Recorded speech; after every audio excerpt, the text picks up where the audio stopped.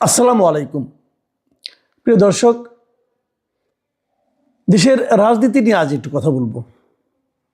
বেগম খালেদা জিয়ার মৃত্যু দাফন নিয়ে ওই আবহাওয়াটা কিন্তু এখনও আছে, মানুষের মধ্যে সেই শোকটা এখনও আছে। কিন্তু তারপরেও অবধারিতভাবে যে প্রসঙ্গটা বারবার আসছে সেটা হলো নির্বাচন। 12 তারিখে নির্বাচন হবে, ফেব্রুয়ারির, মানে আগামী মাসের 12 তারিখে। সেই হিসাবে ঠিক 1 মাস 11 দিন বাকি আছে। 1 মাস 11 দিন পরে আমরা একটা সরকার পাবো, নতুন সরকার। এই অন্তর্বর্তীকালীন সরকারের যে গুমোট একটা শাসন, তার সম্ভবত একটা অবসান ঘটবে। আমরা এমন একটা সরকার পাবো যার কাছে আমরা জবাবদিহিতার কথা বলতে পারবো। যে কোনো কিছু খারাপ করলে আমরা তাকে প্রশ্ন করতে পারবো, যেটা নাকি এই সরকারের কাছে আমরা পারতাম না। তাদের কোনো জবাবদিহিতা ছিল না, আবার অনেক কিছু করা ম্যান্ডেট ছিল বলে তারা দাবি করতো, সব কিছু করা ম্যান্ডেট ছিল বলে তারা দাবি করতো। যাই হোক, সেটা তো আমাদের জন্য একটা, আমি মনে করবো একটা দুঃস্বপ্ন ছিল আমাদের। দুঃস্বপ্ন আজকে দেখলাম যে বিভিন্ন মানবাধিকার সংস্থাগুলো একটা হিসেব দিল, সেটা নিয়ে কালকে না হয় পরবর্তী কোনো সময় আলাপ করব।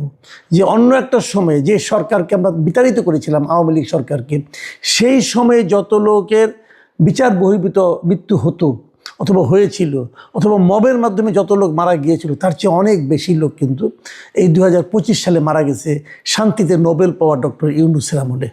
এক ভয়ঙ্কর দৃশ্য। যাক, সে আলোচনায় আমি আপাতত যাচ্ছি না, কারণ আমি এখন একটু রাজনীতি এবং নির্বাচন নিয়ে কথা বলতে চাই। দেখুন, বেগম খালেদা জিয়ার যে জানাজা হলো, শেষকৃত্য বলি আমি যদি এটাকে, কারণ হিন্দুরা তো জানাজা অংশ নিতে পারে না। যেহেতু জয়শঙ্কর এসেছিলেন, নেপাল থেকে এসেছিলেন, অথবা আপনার ভুটান থেকে এসেছিলেন, তো আমি যদি ওভাবে ওনাদের আগমনটাকে ধরি, তাহলে আমি বলবো যে ওনার এই শেষ যাত্রায় শোক জানাতে যারা এসেছিলেন, তা দেখেন আশেপাশের সবগুলো দেশের পররাষ্ট্রমন্ত্রী পর্যায়ের লোকজন এসেছিলেন এবং খুবই পাওয়ারফুল লোক তারা এসেছিলেন। কেন? আমি এটা নিয়ে বারবার বলেছি, খালেদা জিয়া তো দেশের প্রধানমন্ত্রী না, এখন ওনার দলও রাষ্ট্র ক্ষমতায় নেই, সরকারের সঙ্গে ওনারা সরকারেরও অংশ নন। তাহলে কেন এত লোক এখানে আসলেন? এক জয়শঙ্করের সঙ্গে দেখা করার জন্য আমাদের পররাষ্ট্র উপদেষ্টার নানাভাবে চেষ্টা চরিত্র চলে। ওনার সঙ্গে আমরা কিছু বলতে চাই, ভারতের আমাদের প্রতি যে মনোভাব, যে আচরণ, সে আচরণকে আমরা কখনোই ভালো বলতে পারি না। আমরা মনে করি এক ধরনের বৈরী আচরণ তারা করছে। ঠিক সেই সময়ে সেই মানসিকতা যখন তারা প্রকাশ করছে একের পর এক, সেই সময়ে জয়শঙ্কর ভারতের বিমান বাহিনীর একটা বিমান নিয়ে অল্প সময়ের জন্য হলেও এসে শোক প্রকাশ করা, ভারতীয় সরকারের শোক বার্তা তারেক রহমানের হাতে পৌঁছে দেওয়া, এবং উনি চলে গেলেন। যাওয়ার আগে উনি আমাদের প্রধান উপদেষ্টার সঙ্গেও দেখা করতে চাইলেন না, অথবা পররাষ্ট্র উপদেষ্টার সঙ্গেও দেখা করলেন না। তাহলে এগুলো কি ইঙ্গিত করে? আমার মনে হয় ইঙ্গিত যেটা করে সেটা আপনারা যদি খুব ঠান্ডা মাথায় চিন্তা করেন, ভারত কিন্তু আগেও বারবার বলেছে যে আমরা অবশ্যই একটা নির্বাচিত সরকারের সঙ্গে সম্পর্ক রাখতে চাই। মানে ডক্টর ইউনূস সরকারকে তারা শুরু থেকেই মেনে নিতে পারছিল না, এবং মেনে না নেওয়ার তাদের যে সিদ্ধান্তটা, তারা সেখান থেকে সরেও নি, অটুট আছে ওখানেই। এবং তারা বলছে আমরা একটা নির্বাচিত সরকারের সঙ্গে সম্পর্ক করব। এখন নির্বাচনের আগে নির্বাচনে অংশ নেওয়া অনেকগুলি রাজনৈতিক দল আছে। সেই দলের মধ্যে একটি দলের সঙ্গে যে সম্পর্কটা ওনারা দেখালেন, তার মানে ওনারা কি ধরেই নিয়েছেন যে বিএনপি আগামীতে ক্ষমতায় আসছে? এটা যদি ধরে নেন তাহলে খুব একটা ভুল হবে বলে আমি মনে করি না। কারণ এটাও তো ঠিক, আমরা দেখেছিলাম এর আগে সারা দেশে রাজনৈতিক নানা রকম কর্মকাণ্ডের মাধ্যমে বিএনপি কিন্তু সাধারণ মানুষের কাছ থেকে একটু ডিটাচড হয়ে গিয়েছিল। বিএনপি নামে কিছু বদনাম হয়েছিল প্রত্যন্ত অঞ্চলে, গ্রামাঞ্চলে, রুট লেভেলে। সেখানে কিছুটা এগিয়ে গিয়েছিল জামাতে ইসলাম।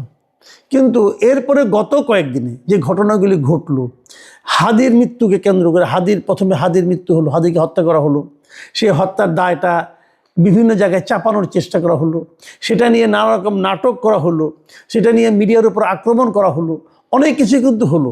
তখন আবার একটা বিপ্লবী সরকার গঠনের কথাও বলা হলো। এই সবগুলোই কিন্তু আলটিমেটলি খুব একটা ভিত্তি পায়নি, জনমানুষের কাছে গ্রহণযোগ্যতা পায়নি। এবং এটা আমি মনে করি কোনো একটা গ্রুপের জন্য বড় ধরনের একটা হোঁচট খাওয়ার মতো অবস্থা। এর মাঝে যখন তারেক রহমান সাহেব দেশে আসলেন, তখন ওনাকে ঘিরে যে জোয়ারটা, গণজোয়ার তৈরি হলো, মানুষের মধ্যে যে একটা আনন্দ, একটা উল্লাস অথবা একটা আকাঙ্ক্ষা, একটা প্রত্যাশা আমরা যেটা দেখলাম, সেটা এই একটা জোয়ার। এবং তার কদিন পরেই বেগম খালেদা জিয়ার মৃত্যুকে কেন্দ্র করে, ওনার জানাজাকে কেন্দ্র করে যে আরেকটা জোয়ার, যার সঙ্গে সহানুভূতি, ভালোবাসা মিশ্রিত জোয়ার, এই দুই জোয়ারে আমার কাছে কেন যেন মনে হয় জামাত এবং অন্যান্য দল এতদিন ধরে সারা দেশে যে একটা শক্ত ভিত্তি তৈরি করার চেষ্টা করেছিল, সম্ভবত সেই ভিত্তির একেবারে ভিত্তি মূলে একটা বড় ধরনের আঘাত এসেছে এবং তাদের সেই ভিত্তি সম্ভবত একটু নড়বড়ে হয়ে গেছে। এর মধ্যে আরেকটা বিষয়, সেটা হলো যে জামাতের যে একটা ভারত বিরোধিতার যে একটা ব্যাপার, তারা যেটা নাকি নার্সিং করে তারা করেন, এবং তাদের হয়ে ওই আমেরিকা থেকে ইলিয়াস হোসেন অথবা ফ্রান্স থেকে পিনাকি ভট্টাচার্য যেহেতু নিয়মিত তারা নার্সিং করেন, সেখানেও একটু কিন্তু ঝাঁকুনি খেয়েছে একটা ঘটনায়, যে রয়টার্সকে দেওয়া জামাতের আমির শফিকুর রহমানের যে একটা ইন্টারভিউ, সেখানে উনি বলেছেন যে ওনার সঙ্গে কীভাবে ভারতীয় একজন কূটনীতিক দেখা করতে এসেছিল, এবং সেই খবরটা ওনারা প্রকাশ করেননি। এটার সঙ্গে অনেকে আবার জিএম কাদেরের ওই আগের আগে গত নির্বাচনের আগে যে আপনার 23 সালের যে ঘটনাটা, যে ভারত থেকে দেখা করে আসছেন, ওনাদের অনুমতি ছাড়া প্রকাশ করতে পারছেন না, ওই যে মেরুদণ্ডহীন একটা বক্তব্য উনি রেখেছিলেন, তার সঙ্গে অনেকে মিল খুঁজে পান। আমি অবশ্য অতটা পাই না এই কারণে এখানে তো জামাতের আমি নিজেই সেটাকে কিন্তু আবার পরবর্তী সময় রয়টার্সকে ডিসক্লোজ করেছেন, উনি যেটা গোপন রাখেননি আসলে, সেই হিসেবে আছে। কিন্তু মানুষের মনে কিন্তু ওই যে প্রশ্নটা, যে ভারতের ব্যাপারে যে একটা আপোষহীন মনোভাব জামাতের থাকতো অথবা আছে বলে মনে করা, সেখানে কিন্তু একটু হলো চিট ধরেছে। এই জিনিসটা কিন্তু মানুষের মধ্যে আছে। আবার তারপরে ভারতের পররাষ্ট্রমন্ত্রী সেখানে দেখা করে যাচ্ছে, এবং পাকিস্তানের স্পিকার এসেছিলেন খালেদা জিয়ার এই উপলক্ষে। এই ইস্যুগুলি কিন্তু নানা ধরনের চিন্তায় মানুষকে, আগামী নির্বাচনে যদি ভারত এবং পাকিস্তান ওরা কী ভূমিকা রাখবে এটা কিন্তু ইম্পর্টেন্ট না। ইম্পর্টেন্ট হলো জনগণ কার উপর ভরসা রাখবে। জনগণ এই আচরণে মনে হচ্ছে যে এরা বোধহয় ভাবছে যে জনগণ বোধহয় বিএনপির উপর ভরসা রাখবে। যদি বিএনপির উপর ভরসা রাখে, সেক্ষেত্রে বিএনপির পররাষ্ট্রনীতি কী হবে সেটা নিয়ে কিন্তু ওই দেশগুলো, ওই আমাদের পার্শ্ববর্তী দেশগুলো, তারা কিন্তু চিন্তা করছে। তার মানে তারা গুরুত্ব দিচ্ছে। এখন নির্বাচনের পর হয়তো আমরা দেখতে পারবো সেই গুরুত্বের কথা হয় কী হয়। এখন সামনে নির্বাচন আসলে কি হবে, আমি সেই কথাটা একটু বলতে চাই ছোট করে। দেখুন, এর মধ্যে দুটো পোলারাইজেশন কিন্তু আমরা দেখতে পাচ্ছি, মানে স্পষ্ট দুটো বিভাজন। যে জামাতে ইসলামের নেতৃত্বে অলরেডি আমরা যাদেরকে নাকি একসময় জামাতের এ টিম বি টিম বলা হতো, তারা সবাই জামাতের সঙ্গে কিন্তু যুক্ত হয়ে গেছে। এবি পার্টি বলেন আর এনসিপি বলেন, তারা কিন্তু জামাতের যে জোট, সেই জোটের সঙ্গে কিন্তু তারা আছে। এনসিপি এবং এবি পার্টি, আবার ওদিকে ইসলামী আন্দোলন, সব মিলে ওই জোটটা একেবারে মন্দ না, বেশ বড় ছড়া জোটই হবে।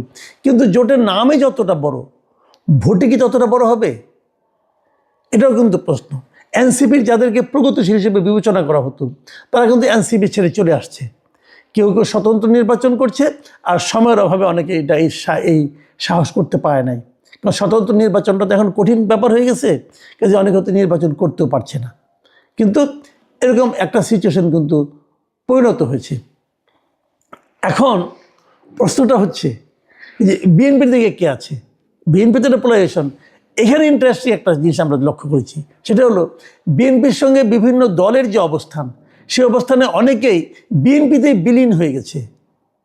সংখ্যা কিন্তু খুব বেশি নেই। আমি তো দেখতেছি একমাত্র আপনার বাংলাদেশ বিজেপি, যেটা বাংলাদেশ জাতীয় পার্টি, যেটা ব্যারিস্টার পার্থের যে এটা, উনি তো ওনার প্রতীক নিয়ে নির্বাচন করছে, উনি বিএনপিতে জয়েন করেন নাই।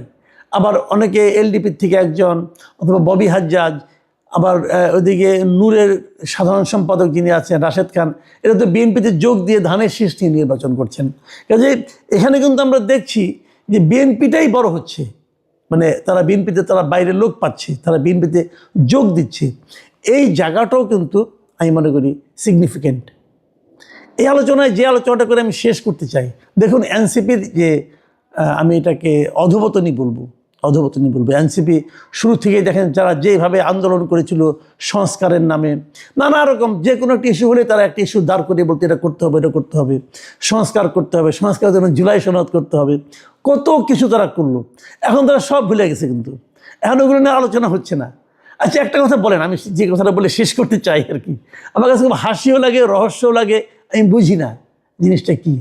এই মানে বাচ্চা বাচ্চা ছেলেমেয়েরা এরা এখানে একত্রিত হয়েছিল, চিৎকার চেঁচামেচি শুনতাম, কিন্তু ঠান্ডা মাথায় কোনো চিন্তা দেখতাম না। ভাবেন তো একটা কথা, সংস্কারের যে মূল বিষয়টা, যেটার উপর ভিত্তি করে একটা গণভোটও হবে ইলেকশনের সঙ্গে, সেটা কি? জুলাই সনদ। জুলাই সনদে কি এনসিপি সিগনেচার করছে? একবার ভাবুন তো, পেয়েছেন কোথাও? মনে করতে পারেন? তখন জুলাই সনদে একটা অজুহাত তারা সিগনেচার করলো না, পরে কি তারা কখনো সিগনেচার করেছে জুলাই সনদে? আমি তো কোথাও দেখি নাই ভাই। তাহলে আগামী নির্বাচনে যখন এই জুলাই সনদের উপর যখন গণভোট হবে, তখন এনসিপির অবস্থানটা কী দাঁড়াবে? এদের ভোট কত আছে এটা হয়তো আগামী নির্বাচনে দেখতে পারবেন আপনারা।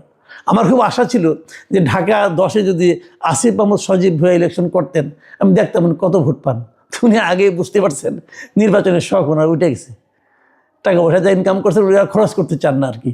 যাই হোক, ভালো, এটাও ভালো, মানে আত্মসম্মান রক্ষার সবাই তো অধিকার আছে, উনিও সেই অধিকার প্রয়োগ করেছেন। বাকি যারা আছেন দেখি কত ভোট পায়। প্রিয় দর্শক,